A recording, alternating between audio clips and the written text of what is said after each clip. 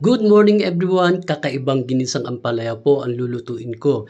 Kaya kung gusto nyong matutunan, tapusin ang video na ito. Ayan, nag-umpisa tayong maggisa ng sibuyas at saka bawang.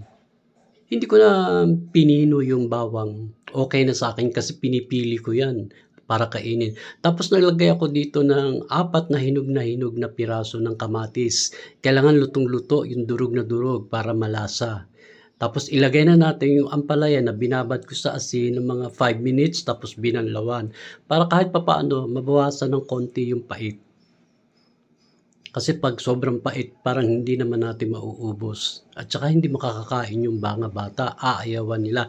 Nagdagdag po ako siguro mga 3/4 cups na tubig. Tapos yan, nalagyan natin ng konting asin at saka paminta. At eto na yung 2 pirasong itlog na binati ko. Ganyan naman talaga pag ginisang ampalaya ay may itlog. At ito yung sinasabi kong twist sa ating ginisang ampalaya. Nagbabad ako ng 2 pirasong, 2 sachet na sotanghon po. Masarap na ito at pampadami pa. Kung para kang kumakain ng pansit na may ampalaya. Ayan, ready na po. Ready to serve ng ating ginisang ampalaya na may sotanghon. Try it for yourself.